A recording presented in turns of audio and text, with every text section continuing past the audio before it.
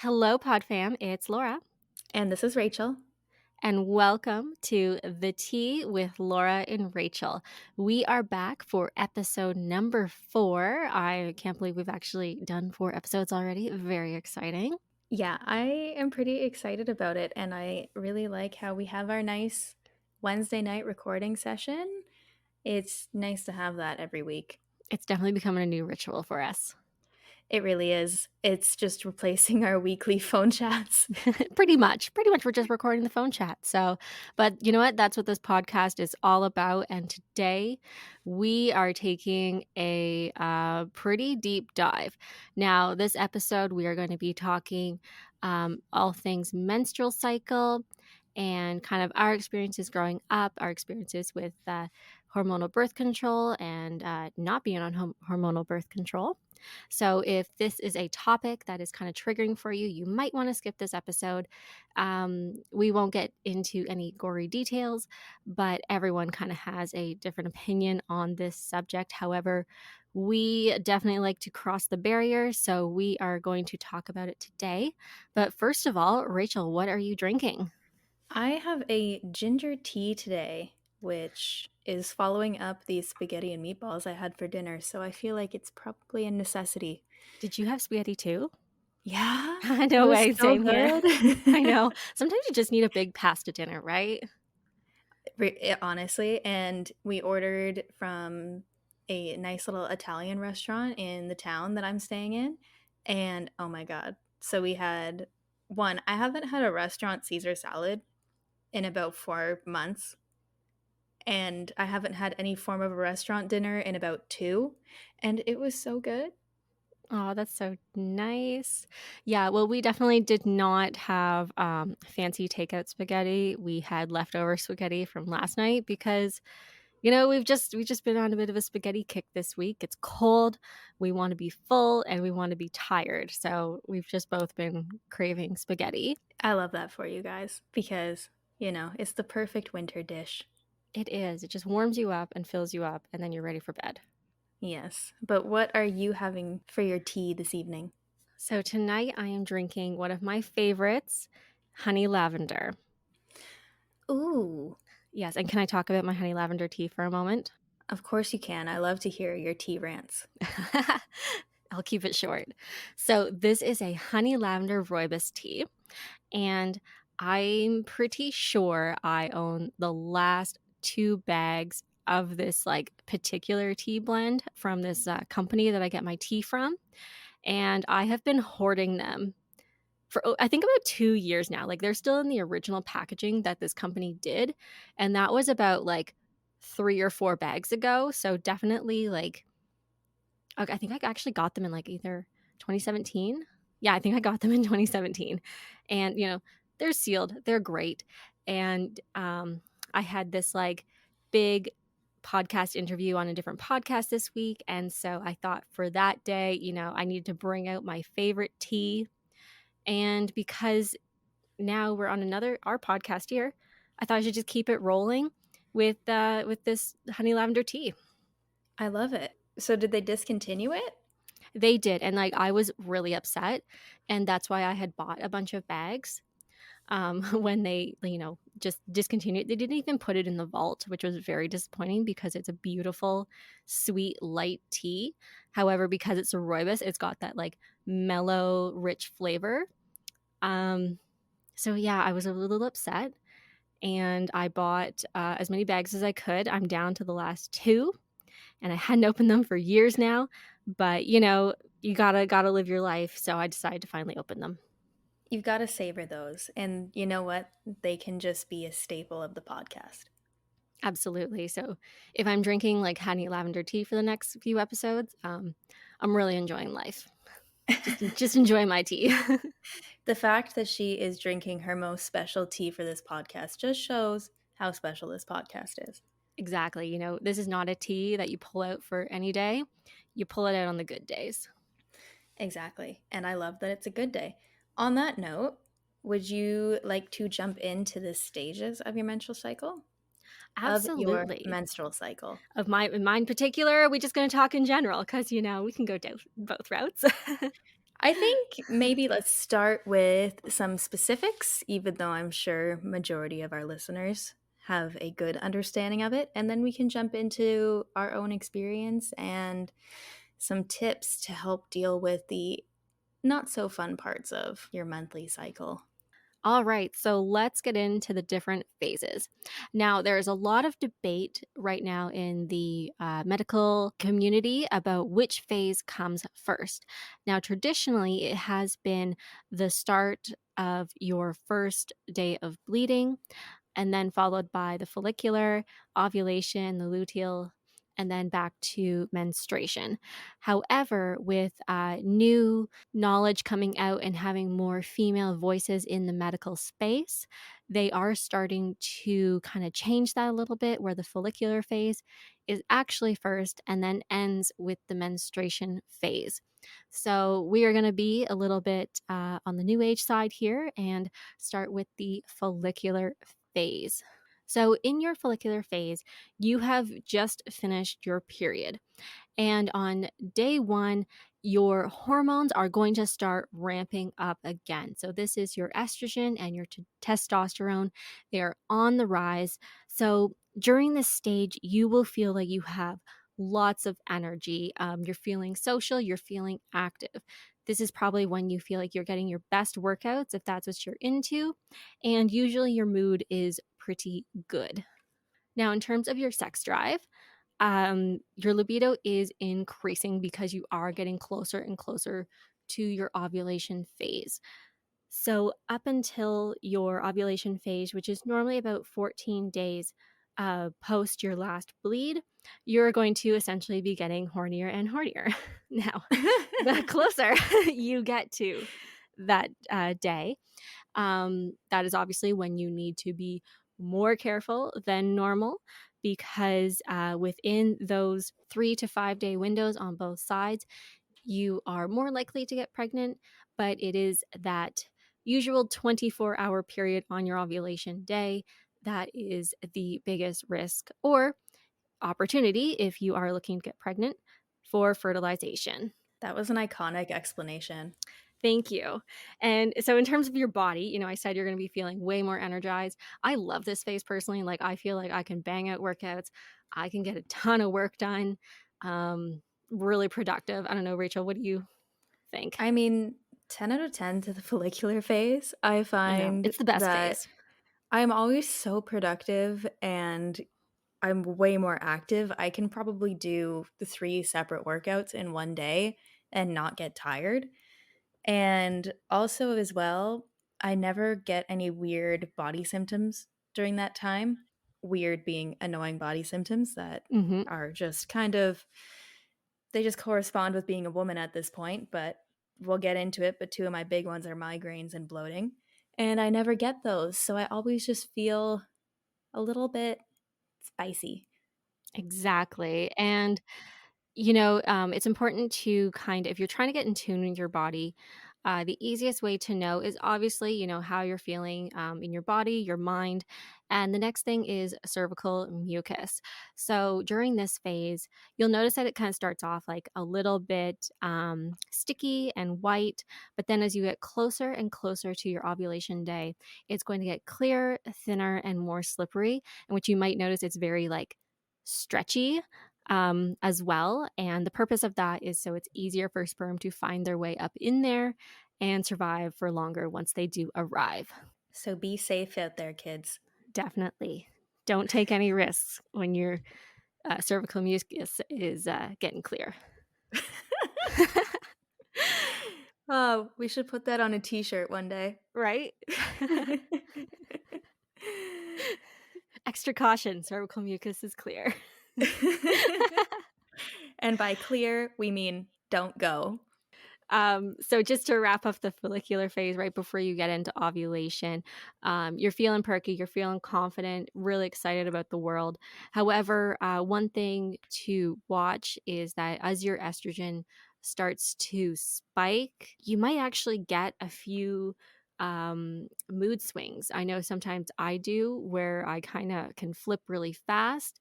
I can sometimes feel a little bit anxious or like overexcited, and that's really just your estrogen that it's spiking really close to your ovulation day. And then another thing is, we're always talking about PMS symptoms right before your period, but you can actually have ovulation symptoms as well. So this might be like some light cramping, and depending on the side that you are getting the cramping is normally the side that an egg is going to be released. So that is something to watch out for. And then also, you can sometimes get a little bit of a breakout. And again, that is just your body kind of like full of estrogen. Okay. You're so knowledgeable about this. I love it. I I kinda, like, nerd out on this kinda stuff. Anything to do with your body, I'm, like, all about that. Laura is passionate about finding peace with your natural cycle. Oh, it's all about being in harmony. It really is. Um, okay, I'll just wrap up the ovulation phase really quick. Okay. So ovulation is, the egg is matured and it's being released from your ovaries and down into the fallopian tube. That's where it's gonna hang out for 24 hours, waiting, wishing, and hoping. And I swear, like, baby fever, it's a thing on ovulation day. Like, I am not someone who, like, is gonna have children in the next near future, or, I'm still sitting on the fence some days about that. And I swear on that day, I'm just like, "Give me a baby. Like, please, just impregnate me." I love So baby fever. oh It's so god. fun. It's like almost crazy sometimes. I'm just like, It "Wow, where did this girl come from? Like, who is she? Because this is not me." And I swear, like, next day, I'm just like, "Oh, children." Yeah, and I'm not sure if it happened with you as well, but the sheer difference in my level of baby fever across my cycle just increased once I went off of hormonal birth control. Oh god, no, it really did. I was just like, "Any man. It's cool." Yeah, every so often, I remember that I was working as a server for a period of time, and it was like a Christmas event, and there was this guy who was holding he was like a tall guy holding a baby, but the baby was so small it could basically just be held in his hand, and I've never been hit with such baby fever in my life. Right? You were probably like, "That is the most attractive man I've ever seen." Yeah, was he actually attractive? I couldn't tell you, but I loved it. And so, of course, ovulation, your sex drive is going wild. Libido is through the roof. So, enjoy that time, but enjoy it safely. And that is pretty much all I've got about follicular and the ovulation phase. Rachel, you want to take it away with the next one? Sure. The next phase is, I'm sure, everyone's favorite phase. I say the dripping in sarcasm. It is the luteal phase, which is the time between ovulation and the start of your period. So basically, at this point, your body is either preparing for pregnancy or it is preparing to shed your lining in your uterus. So at this time, your hormones will basically, your estrogen will be dropping and your progesterone levels will be rising. And this is when you get the fun symptoms that are related to PMS. So those are characterized by headaches, mood swings, bloating, and you'll probably have a decrease in your sex drive. You might lose your interest in it. And jumping onto the bloating, you might gain a little bit of weight. There'll be some difficulty sleeping, so you might sleep too much or you might have insomnia, and also some sugary cravings or salty, depends on who you are. I think it depends on the month. I it does. It depends on the month. This month has been sugary for me. Oh, see, I'm all about, well, yeah, I'm all about the salty right now. Yeah. Are you eating the chips? There might be a bag of chips beside me. Oh, that makes me So, so happy. yeah, it's definitely open, and kind of explains why I was a little bit late to the call. I love that. That's great. I support it fully. But I think in this case, it would probably be helpful just to give some pointers on how to ease your symptoms because I know that sometimes they can just be terrible and you're grumpy and you're tired and you don't really know why. So, exercise does help, but it is recommended to take on some lower impact exercise. So, yoga or walking or even some any low impact strength training. I know that I've been doing some joint strength training lately. And I know it can be difficult to get your motivation up for it, so don't push yourself, but it will most likely help you feel better. And finding a relaxation method that works for you, since you're probably not getting as much rest as you were before, because insomnia is something that women can suffer from during the luteal phase. So meditation is good, yoga is good, and again, going for some walks. And also, even though we want the sugary food and the salty food, just try to maintain a nutritious diet during that phase to just keep your nutrients up. And I personally don't do this, but taking Advil or Tylenol can help depending on the types of symptoms you have. I know they don't work for my headaches, but they might work for yours. And just the last recommendation is to really listen to your body and rest as much as possible. Just got to get through it, right? Yeah. Yeah, you really do, cuz it's not fun, but something that's really helped is having a period tracker app.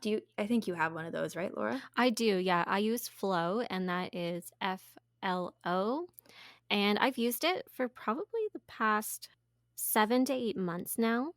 And I do Mhm. find it helps because every day you put in your symptoms that you are having, if any, and just what you've done throughout the day. And through logging your periods and everything, it gets pretty close to tracking like where you are in your cycle. So I have found it really good for me just learning how to become more in tune with my body because definitely before that, like I kind of knew it was going on, but I didn't really know like, oh, I'm in the follicular phase. That's why I'm feeling great. Or I'm in the luteal phase. So that's why I'm like feeling really tired. Like fatigue is a big thing for me leading Mhm. up to my period. So it definitely helps. Yeah, and I think as well with tracking your symptoms every day and even tracking your sleep, it can help you identify patterns so that while you may not be able to completely limit or get rid of your symptoms, it's good to know that something is coming. So for me, I've realized through tracking that if I'm going to get a migraine, it is the weekend right after ovulation. Yeah. Do you find you get more like symptoms right after ovulation, like the week before your period or during your period? The week before, I have pretty much zero symptoms during my period. Okay. Yeah. I'm very much the same. Like, first day, I'll get like some bit of cramping, but then for the Mhm. rest of the week, like I'm okay. But definitely that week before, like definitely the fatigue. Sometimes I'll break out and like I don't bloat too bad. I mean, it's noticeable for me. But I can Mhm. definitely like feel that change in my body. Yeah, and that actually ties in nicely to the last stage, which is the one where I always feel just kinda icky, and that's just your period. And then you restart the whole cycle again. Don't you love being a woman? I know, like, who signed up for this? I sure didn't. No. And a lot of the symptoms of when you're on your period are pretty similar to the luteal phase. But I would say, and I'm not sure if this is your experience as well, but I really just want to go inward during this time, which is Yeah, absolutely. a very new age way to say it. But I definitely reflect a lot on the month that has passed. I've definitely think about I'll sometimes like reflect on my past even beyond the month before, and I just want to rest. The last thing I want to do is work out during that time. Yeah, and I find, like, during the, luteal phase and your actual period, I don't beat myself up if I feel like skipping a workout during those weeks, you know? I'm someone who normally like during the work week, I'll try to do at least like 4 or 5 days a week where I'm at least doing something for minimum of half an hour. But Mhm. when I have that really bad fatigue, um, I just listen to my body. Like before, I used to try and push through it, but then it was always like just a shitty workout. So now I just kind of honor that, like, okay, I'm tired. One day does not make or break you. So Mhm. instead, I just rest. And usually, a day or two later, I come back much stronger and more just in that headspace to have a good workout or be social. It's kind of funny if you look at the start of your cycle and the end. The start is when you want to be doing all of your outgoing activities. Like if you're feeling creative, you got to do creative things. If you're starting a business, you're doing lots of productive work during that first phase. And Mhm. then near the end, like you were saying before, that's when you go inward, that's when you reflect. So if you're finding the more you get in tune with your body, you can start to plan your life around that a little bit. And who knows, maybe you find that like a bit of an enhancer for getting stuff done in your life. Yeah. And I think just to tie that up, just be gentle with yourself. And especially when it comes to your emotions, I know personally how easy it is to attach negative stories or perspectives about yourself when you're feeling anxious or sad during that week, but just again acknowledge what's going on. Your body is just in that stage where it's not feeling so hot, and take yourself out of the equation a bit and just sit with those emotions, feel them, know that in a week you're probably going to be feeling better. Absolutely. Now, me and Laura have actually had a very similar journey because we were both on the same hormonal birth control pill that got discontinued. Oh, how So, about okay, should we start like right from the beginning, Rachel, or are you ready to go there? oh my. Okay, lead the way. I'm You want me to ready. lead the way? Okay. Well, let's go way back. Actually, it's not that far back. So when I got my first period, I was pretty much 15 years old. Yeah, I'm pretty sure it was just after my 15th birthday. So I guess you could consider me a late bloomer. However, there is no standard age for when a woman should get her period. I had a couple of friends who got it when they were 10, and I was a little bit later on there at 15. So it's all about when your body's ready. So if you are younger and you don't have your period yet, it will come. Um, it just comes when it's ready. So back when I was, in I guess early high school, all my friends had their period, and I was like, "Oh my god, it's gonna happen any day! Can't wait!" I don't know why I was so excited. Overrated, overrated. And Rachel, I know you've heard this story before, and you take pity on me. It's a Um, great story. the day I finally got my period, so I had been at the barn all day, and my back was kind of sore, but I didn't really think much of it. I was just like, oh, I must have pulled a muscle.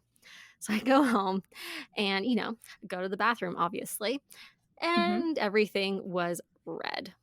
And this Uh, this thing that I had been hoping and praying for like every day since I turned 13, I was all of a sudden like in shock. So I ran downstairs and I got my mom, and I'm like, "Mom, this is what happened." She's like, "Okay, like it's no big deal. It's fine." And I proceeded now, okay, actually before I say what I proceeded to do, Rachel, would you say I'm a pretty like chill, level-headed person? Like not much really bothers me? yeah, I think any if you ever have a display of emotion, something really big had to trigger it. Usually you're pretty just level-headed.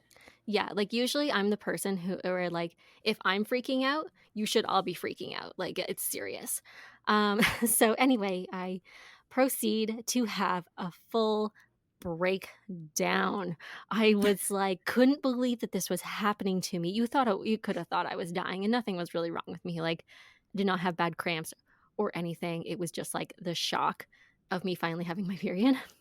And I told my mother I wanted a hysterectomy at 15 years old. That is so dramatic. Yes. Like, for all the times I've been dramatic in my life, that's definitely up there. To be honest, sometimes I feel like it will probably take the crown Yeah, one like day. yeah, so here I was, curled up in the floor of my bedroom in the corner, asking my mother for a hysterectomy, and she's just like, "Well, maybe you should just give it some time and think about it before doing that." And I'm like, "Fine. Give it a couple months." Um, so that was my big dramatic first period story, and I've been fine ever since. I just, had a moment in my life. I must have had a buildup of like emotions that I needed to get out. Um, Yeah, well, it's also kind of a scary moment. it was, and it was really just the shock. Mhm. Well, it's like you know what it's gonna be, but you don't at the same time. Oh, absolutely. Because did you ever get those in like starting probably fifth grade, those little booklets that were like the sex ed booklets? Yeah, I was gonna ask you about the sex ed booklets. Where it was like about 20 pages and it was one of those like basically stapled together, barely, probably put together on Microsoft Paint. Yeah. Now And I have to say about those, like, booklets and sex ed in general, this is how mhm, shitty sex ed is in schools and why it needs to change, is that yes. at grade 5, I still didn't actually know what a period was. Like, I would see the tampon commercials on TV and pads and stuff, and I did not understand what it was for. Like, Yeah. until I was probably, like, in grade 8 or 9, then I was like, "Oh, okay, actually," like, and that's when my friends started getting their periods, so, like, we would have our own discussions about this kinda Mhm. stuff, but it really wasn't until, like, at least grade 8 that I fully understood what a period was, and we started learning this stuff in, like, what, grade 5, grade 4? Yeah, I remember that my early and sorry, I don't really know how to word this without it being inappropriate. I learned in grade 5 what happens when a guy gets excited. Aw, that's so cute. I didn't learn anything else. I got 100 on the health quiz, I still remember that in grade 5, I got 100%, and it was just on I love anatomy. that. So, I knew guys' junk, I knew girls, but I still didn't know the actual function because they never actually talked about that. They literally gave us an anatomy lesson. That's basically what happened for me too, and I am using the term excited as also a bit of a punch against my own education because that's actually the word the teacher used. Oh my god. So, w like, I'm like, "What are they excited about? Are they excited to go out for recess?" I know, right? Okay, well, I went to a public school, so I believe they did use the word erection. Um, we were a little bit more hardcore on the public system, but still, we had Yeah. no idea, like, and even that stuff, I don't think it was taught until grade 9 health, and that was just because you were in gym class.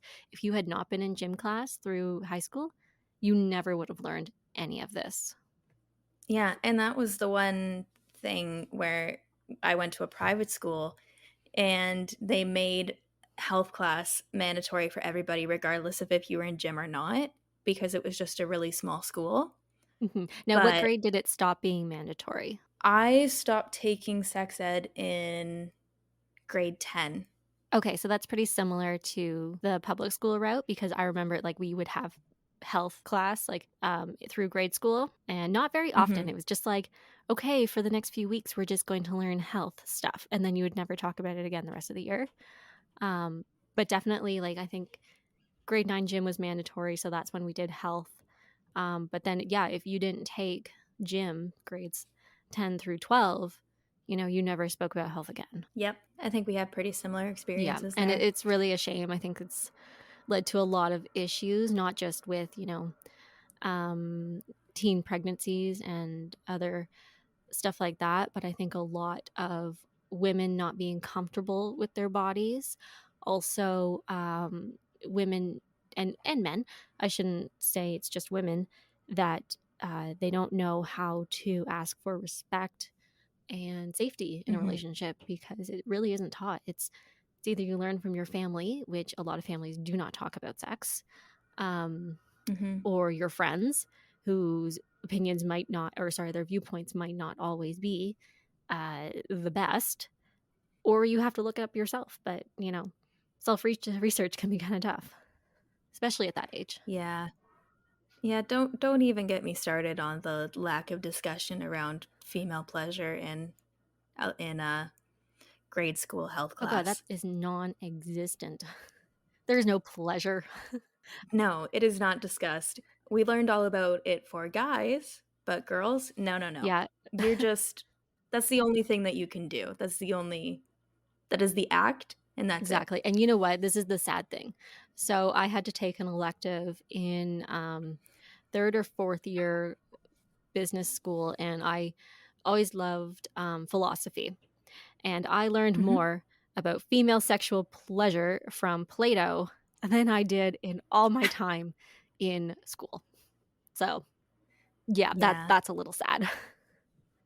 Yeah, I was lucky. I actually at the school I went to, we had a whole year-long human sexuality class, which was absolutely fascinating, and to this day, I will just say that's the sex education I never got in school that I should have had before I was 20.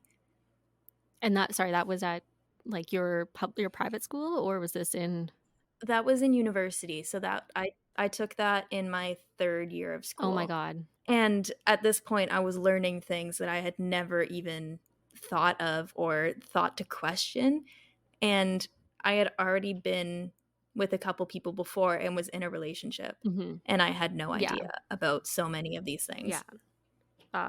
There's so much to unpack there, but oh my god, okay, getting a little bit off topic. But circling back, Circling what back. we were saying Yeah. about those sex ed booklets was that it would just show it as like, you know, just a couple red droplets or whatever. And you don't really know that it's scary. It doesn't look like just two little red No, drops. it's like a fucking bloody massacre. Yeah. And it's just like it's scary. And do you remember being 13 and you were so excited to get your period and then you got it. And now at our age, it's just the most annoying thing ever. And I wish we didn't have to do it. Yeah. Yeah, I'm not sure about your experience, but mine like, I was pretty fortunate, um, through my teen years with my period, like, it was very regular, like, 7 days all the time, Mhm. and, I'd get the odd cramping and stuff, but I really didn't have too much PMS, and then I went on birth control when I turned 20, I think, and I actually was taking it more for my skin. It was kinda weird, I never had any acne as a teenager, and then when I had turned Mhm. 20, I had started breaking out quite a bit. That's a whole other thing that led to that problem and my immune system, but, the solution was go on birth control. So the first one I ever Mhm. took was a less, and I feel like that's like the standard first birth control that almost all women, and it might come in under like a different name in different places, but a less was like the low estrogen first birth control to take. Yeah. I I will go back to my experience through the high school because our story both starts with a less on our birth control journey, but I will start with my first day. And I was 13 in gym class and basically went to the bathroom and I was like, I don't know what's going on here. So I didn't tell anybody for a day. Oh my god. Your little soldier over there. Little soldier. It's like, "This is normal." This is normal. And I don't know if it's the same for you, but like that first day is always nothing really happens. It's like some spotting, whatever. So it's not like, I could get through the day, whatever. And for just some reason, I didn't tell my mom for like 24 hours. It was fine once I did. But then basically from that point on for about the next 3 years, I didn't have cramps or anything, but it was just terrible. Mhm. I just had a really, really heavy flow, and it was always kinda just it was rough. I would just stay home because I Yeah. just felt really icky. And then I went off to university, and my period was regular, which was great, and it went just to give an example of the difference between what it would be at 18 to what it was when I was 15, is I actually thought that something was wrong because of how light my period had gotten. Oh, really? Yeah. So it was just going to a normal, regular flow. Yeah, and that happens a lot as, like, when you're a teenager, it's kinda like it will bounce around a little bit and could be a little bit irregular, and then as you get older, in most cases, depending on, your body, Mhm. it does tend to get a little bit more regular, whatever that regular is for you. Yeah, I thought I was pregnant. Oh god. I would have had to have been the next Virgin Mary, but I was like, "Maybe I'm pregnant," and I'm like, "How? It's It's impossible." like I've never even seen a boy. But I was certain. Anyway, I wound up on a less when I was 19, and I feel like you had a similar experience with me, but the low dose was not great symptom-wise. So for me, Les and I actually got along pretty good for the first, I'd say 3 years. Oh, really? Like everything was pretty good. I was still getting breakouts, but like wasn't as bad, but like still pretty bad. Um, and then finally, I think I was in my 4th or 5th year, and my period just went really like it went funky. Yeah. Um, I started bleeding for 2 weeks at a time, and it wasn't necessarily heavy, but it was just like constant. Mhm. And then I'd have a week off and then another 2 weeks on. And I had been taking the birth control like regularly. Like nothing had changed that way. But I just like kept having this breakthrough bleeding. And I kind of did some research. Apparently, that is something that will happen with LS. So, explanation behind that was probably like my hormones had changed a little bit, getting a little bit older. So that is when I had actually done my own research. Before going to my doctor, I kind of looked at all the different birth controls that were out there. Mhm. Because for me, I did need something that was for like acne. And fun fact, found out that Aless is one of the worst ones you can take for acne because of the progesterone in it. Was actually spurring on acne. I'm like, oh, no wonder I'm having a problem here. And you're like, "Great. So Thank you, medical doctors." yeah, I'm like, great, I'm breaking out and I'm bleeding all the time. This is fantastic.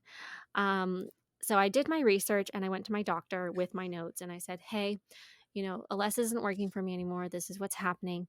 But this other pill, tricycline, is a little bit more proven for acne and it just has like a little bit more estrogen, Mhm. just a different makeup, really, that I think would suit my body better. Mhm. So that is when I changed to tricycline. And tricycline and I, we were good friends.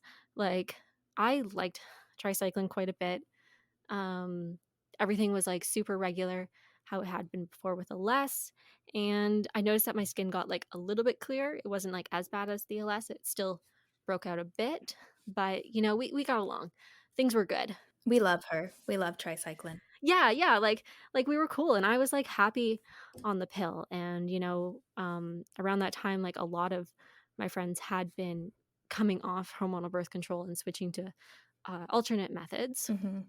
And I was just like, I'm good. Like, it's working for me now. So why should I change things? And then finally, and this was in beginning of 2020. So I would get my pills in like 3-month boxes. And then with COVID, you weren't able to get 3 months at a time. You had to get like 1 month at a time, Mhm. which I don't know the explanation, but that's apparently what happened. So I had gotten like some birth control. I think it was April. And then when I went back in May, they're like, "Oh, they don't make tricycline anymore." I'm like, "Wait, what are you talking about? Like they have to make tricycline? Like this is my birth control pill. Like it works for me. I need to have it." And they're like, "Oh no, no, no, they stopped manufacturing it, but here the doctor like put you on something else." And I'm like, "Well, what's the name of that stuff?" And I'm sorry, I don't remember the name of it, but I looked up the makeup of it and it was a heavy progesterone birth control and I'm like, "I can't go on this. Like progesterone and my body, we don't get along. I break out like crazy." And so I was like kind of wondering, I'm like, okay, do I do research and switch? But I just didn't really like any of the other brands out there. And because everyone around me was kind of coming off hormonal birth control, so like partial peer pressure, but not really. I was like, you know what, maybe it's time because it's been about 7-8 years. Maybe it is time to give my body a break. And so in June of 2020, I finished my last bit of tricycline, and that was my shift into the hormonal free lifestyle. Which it's been a journey. It's been a good one. Yeah. It's been interesting. It's a good one, though. So my experience with Aless was not great from the start. I had a great 3 months in the beginning, but I had the same experience with the breakthrough bleeding. So I think probably starting around 3, 4 months after I started the pill, I basically would be 2 weeks on where I was bleeding and then 1 week off. And a lot of the time it was actually quite heavy, so it wasn't like 1 week was spotting and then 1 week was your period or withdrawal bleeding. It was just straight through. It was like I was constantly having my period. So I wound up going off of it about a year later, and they put me onto tricycline low first, and it worked, but again, the dosage wasn't high enough. But what started with tricycline and continued was I would get migraines every single week. So I think I went on to tricycline, which was Laura's pill as well, about 3 months after I tried tricycline low. And Laura, you can back me up on this, but how the tricycline pills work is that each week the hormone balance will change around Mhm. Saturday, Sunday. So whenever the hormonal balance would shift, I would get a 2 or 3-day long migraine. Yeah, I remember that. Yeah, and it was I could live with it, and I did for about 3 years, which in hindsight, maybe I should have switched to something else, but I was a little bit lazy, I'm not gonna lie. And I also felt that I was very apathetic on birth control. So my baseline was already always pretty low. And maybe you had a similar experience, but I would never experience a super high high or a super high or a super high high or a super low low. It was always just very baseline. Yes, I can definitely agree with that one. And alongside the migraines, I also had really bad anxiety that those were my mood swings, but it was going from not really feeling anything to super anxious and overwhelmed that eventually I was actually studying for the LSAT exam in early COVID time. And it was just a pretty extreme exam for me, and it was really important. And I wasn't dating anybody, and I basically had decided that I wasn't going to be for a year plus because I needed to take a break, shall we say. And Mhm. obviously, it was COVID, whatever. So I just decided that I couldn't spend the precious moments of time that I had to study for the LSAT because I was also working. So the weekends were those prime times to study. I couldn't spend every single weekend with a debilitating migraine. Right. So pretty much with us both being on the same birth control, it got discontinued at the exact same time. And I just stopped one day. And I haven't really wanted to look back ever since. I like feeling my natural hormones. Yeah, it was pretty incredible, that first month, and before we go any further, we're gonna do a giant, huge disclaimer that if you are thinking of going off birth control, or any kind of contraceptive, and you are sexually active, make sure you are always taking a precaution. Also, if you are having sex in general, make sure you are protecting yourself against STDs and other sexually transmitted diseases. Rachel, as you said, you were not, or you're not sexually active at the time of making that decision, and you have your plan for when you are sexually active again. And same for me, I am in a long-term relationship, and my partner and I do take precautions to prevent pregnancy because that is not something we are looking for right now. So that is just a huge disclaimer that even though we are talking about coming off hormonal birth control, we understand that it is a very easy and accessible way to prevent pregnancy. So don't feel like you should come off birth control just because we are talking about it. If it's working for you and your body, please stay on it or keep using any other contraceptive or protective device that you have. And yes, and also don't feel pressured or like you have to go off of it just because I know a lot of influencers are there's it seems like it's this new thing to go off of it. And honestly, if it works for you, just stick it. Like just keep going. Do your research, really. Like, there's lots of other non-hormonal birth control ways that you can explore and try. A lot of them work great, Mhm. but just make sure you are protecting yourself at the end of the day. Yeah, because before I made the decision, and I think before you did as well, like, I talked to both my doctor and my naturopath about it. Same, same. Like, it was a planned journey to come off of birth control, even though it got discontinued. Um, I still had about a month of my last pack. So by the time I came off birth control, I was under the guidance of my doctor and naturopath. Yeah, and also bear in mind too that everyone's journey is different, and your rebalancing journey of your hormones could be a lot different from your friends or someone you're following online or somebody you read about in an article. Like, I know that I'm, which I'll get into later, currently doing some natural remedies to try to rebalance my hormones because they were pretty out of whack, and it's just your body's journey. Absolutely. So I guess I'll start with my first steps off of hormonal birth control, and I felt like almost out of body um, in how I felt. Like going back to what we said about on the pill, I personally did not feel very many like highs, but also not very many lows. This was giving me, like, the highs and the lows. I swear I wanted sex, like, 24/7 for the first, like, month that I was off birth control. Like, my hormones were spiking. It was crazy, and I had, like, not been like that in a very long time. So that was interesting.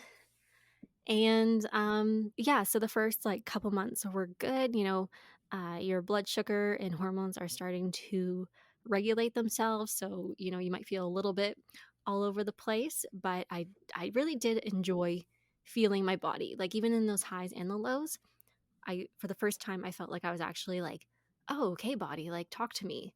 I'm listening." So it really was a great, like, bonding experience for my body and I, so to say. Yeah, and I think you might feel this way too, that you hadn't experienced your natural cycle since you were a teenager. And I don't know about you, but I was not paying attention to what was going on with my body at the time. No, definitely not as a teenager, like, I was too scared of my body. Yeah, I was, one, sick of my period, but two, I had literally no clue what was going on at all.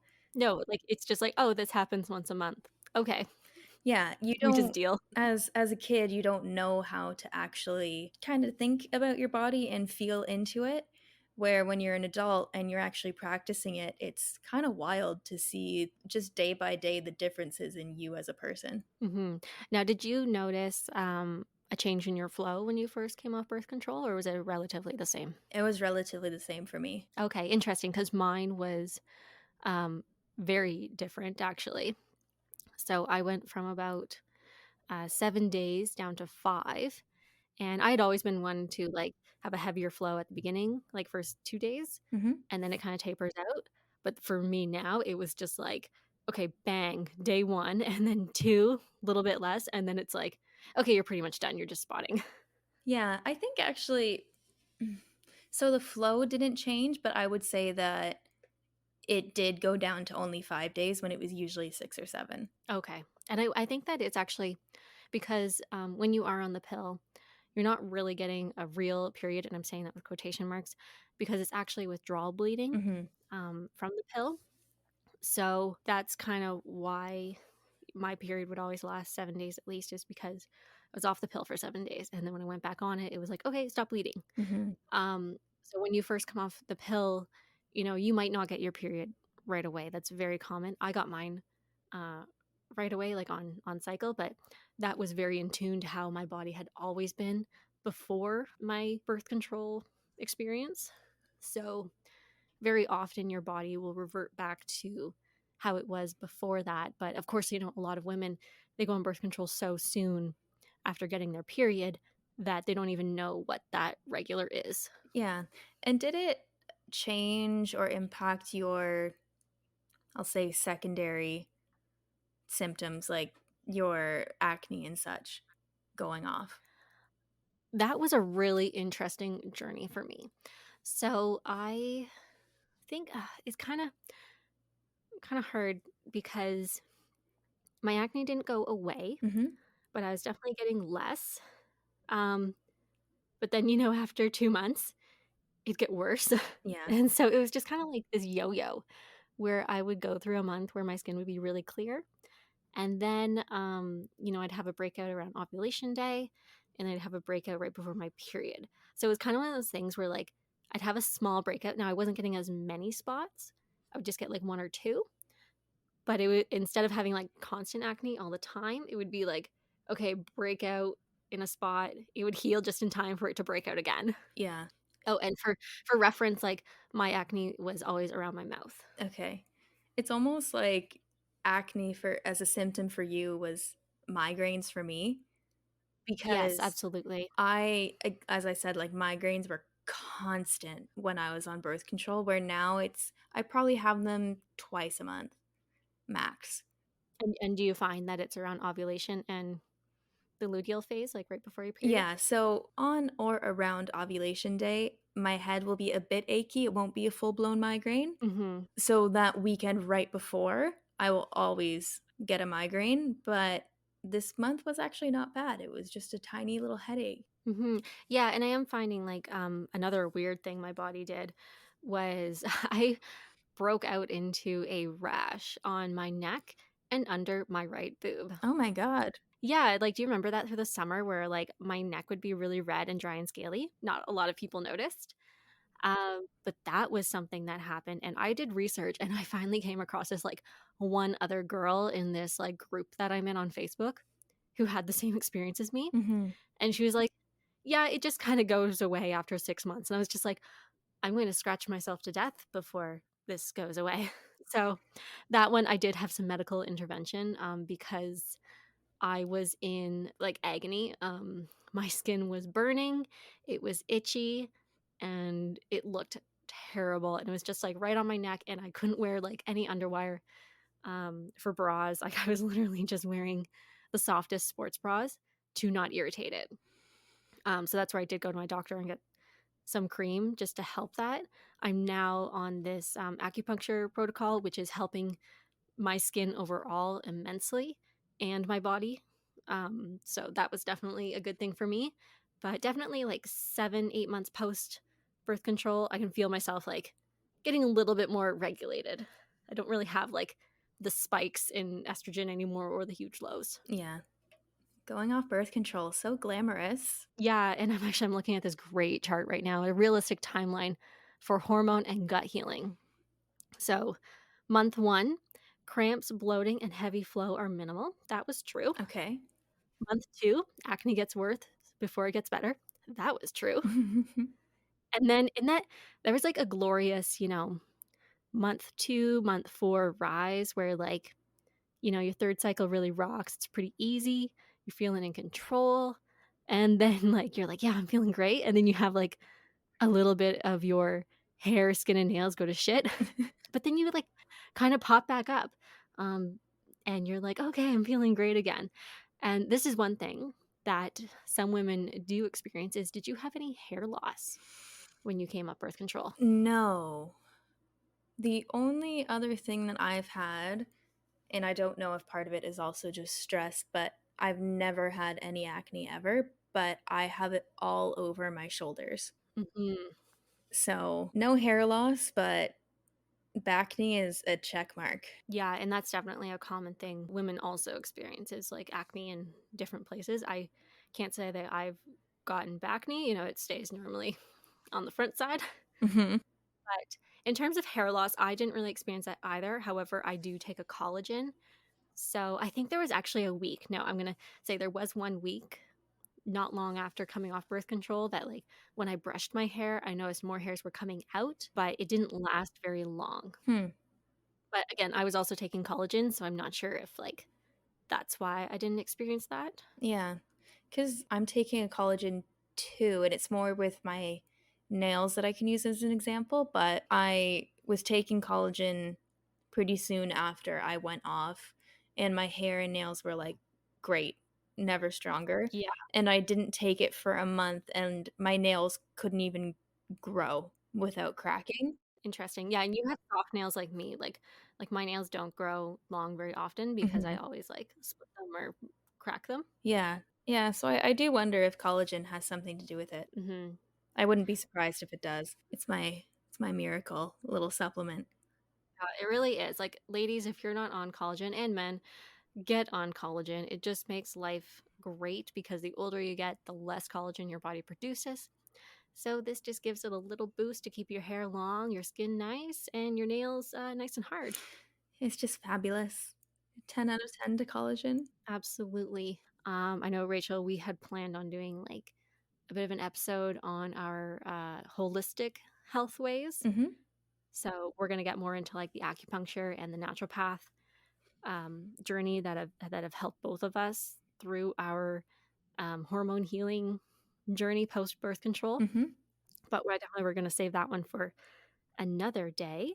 Is there anything more about your journey so far? Like, this is kind of where we both are. February 2021. Yeah, I'll drop a little teaser about the naturopath part because with the migraines, it's only once a month now, so I can live with them. I just don't want to because once you get it, it lasts for 3 days and I'm just not into it. So I did actually go see my naturopath in early January and she's got me on something now, which I'll go into more detail about in our episode where we talk about the acupuncture and naturopath and other natural remedies that we found. But my medical doctor, I went to go see them in the summer and they did a blood test, said that, okay, your tests are normal. We don't know what's wrong. Here's a just extreme version of Tylenol. So they weren't very helpful and it was pretty disappointing. But when I finally did bite the bullet and go see my naturopath, she basically was like, okay, this is how your hormones are imbalanced and this is what we're going to do. So now I'm on a full natural remedy of, I think it's I don't know the exact term, but it's basically an estrogen balancer and a B6, which is basically minimizing those estrogen spikes that you often get when you go off of birth control. Good, good. And like, you're finding that's working for you? So she was saying that it'll probably be 3 months before I get to a point where my migraines aren't as severe and my hormones are more in balance. But usually I get a pretty bad migraine, and then for about 4 days after, I'm pretty sad. And this month, I only had a pretty minor headache and one day that I was feeling a bit anxious, and now we're feeling good. So I think it is starting to work. That's great. Progress is good. And that's the thing about like any natural journey or any journey at all with your body. Like, it just takes time. Well, especially with a lot of what we've been doing through our natural remedies and natural journeys is trying to not fix, but address the root problems as opposed to just covering. Yes, absolutely. And that's one thing that I've learned throughout my journey is that birth control for me personally was kind of a band-aid for my acne and really not the answer. Like, now I am addressing the root cause and it is actually working. But I'm going to save that one for another day. Now, Rachel, I have one more sexual health related question for you. Okay. Did your mother ever talk to you about your period or anything at all before you actually told her? Okay. I'm always curious about different upbringings. Listen, that girl just talked about sex often, Oh my god, your mother would. and not in an uncomfortable way, just in a way where she really tried to normalize it in our household. Mhm. My dad was not on the same Oh my wavelength, god. but No, I can see your father now. yeah, He'd be like, "Oh god." it was actually kind of funny because when I would avoid those conversations like the plague. Mhm. Well, when I was younger, I always wanted. I was like, "Ooh, getting my first training bra, waiting for my period." I was really into talking about it, but when I was getting to that like 15, 16, where it gets more about speaking about actual sex, Mhm. I remember my mom tried to give me some variation of the talk in the car because she couldn't pin me down other times to actually talk about it. And Locking the doors. basically knees were turned towards the door. I was staring out the window. I was not having it. So my mother very open about it. Little Rachel, not very open about it. I know, and it's kind of funny now because you, like, go talk about things with your parents, and they're just like, "Oh god, you're asking me these questions." And it's just like, "Yeah, well, I'm ready to listen now." Yeah, you're like, "I wasn't ready to listen then, but I do kinda wanna know." What was your mom like? Oh my gosh. So, I remember being 12, and my mom, like, sat me down on my bed, and she looked at me and she's like, "Have you gotten your period yet?" And I'm like, "No." And she's like, "Okay." And gets up and walks out the door. Oh my god. I think she was just, like, trying to gauge, okay, what kind of conversations are we supposed to be having, that kinda stuff, and I did get the book. Oh, you got the book too. I got the book. I think I'm trying to remember how old I was. I wanna say I was 10, but maybe I was a little bit older than 10, and the book was and I'm pretty sure it's still, like, at my mom's house, under the staircase with all my childhood books. It was called That's So Amazing, Wow. and it explained very well. Um, I think this is why I got 100% on the anatomy quiz in school because it just explained things very well in like a little cartoony way of how your body works, and it did actually touch on the emotional side. Mhm. So that was kind of my sex education um, as like a very young like preteen. I love it. I got the book too, except Hmm. basically I came home from school one day or probably from riding, I don't know, and it was just there was 3 of them, and they were just delicately placed on my bed. Oh my god! They didn't even bring it up to me, it was just there, and I was like, "Okay." I think the first time we read through it together, Mhm. because I think I was still at that age where like it wasn't awkward yet. So, yeah, I was definitely, like, 10 when she got that book for me, and we, like, went through it together, and then, as I got older, I had to go back and reference it and being like, "Oh, okay, like, that's happening to me right now, got it." Um, but, yeah, we weren't, like I don't recall a time when, like, either of my parents, like, sat me obviously, my dad would not. Your dad would never. No, not about that kinda stuff, that was mom's job, and, like, I think because this is really sad, um through my teenage years, I was so busy riding horses Mhm. that my mother, like, she knew. She didn't have to ask if I was having sex. She already knew the answer was no. Um, let's just be real about that one. You know, there was no questioning that when I Yeah. was a teenager. And then when I got older and that she was like I think by that point she's just like, "Oh, well, you're kind of an adult, so, like, you seem good, and usually you ask if you have a question." So, we never really, like, had that talk in so many words, Mhm. but I feel, like, pretty good by that point, like, I had, like, a lot of close girlfriends around me, so I would talk to them more about it than I would go to my mom. Of course, for, like, serious relationship things, I do still go to my mom for that, but yeah, it's kinda different. With my dad, it was more like when I went to school, he knew I was going out to bars and stuff, so I got more like the talk of, "Don't take a drink from a stranger," which you'd heard like 10,000 times, but every time I was going out, he always had to tell me that just to make himself feel good. Yeah, I can see that. To both his daughters, he had to be like, "Okay, girls, no accepting drinks from strangers." I'm like, "Okay, dad, and don't leave your drink unattended." "No, sir." Never, ever, ever keep your hand over your cup at all times. Absolutely. Well, I feel very exposed after those story times. Yeah, that was a good one. That was a good one. Mhm. All right. Well, thank you everyone for joining us on this very open chat. That was pretty revealing, but I'm glad we went there. Can't wait for the next chat where we get super deep about different things in life. And until next time, live like tea. Live like tea.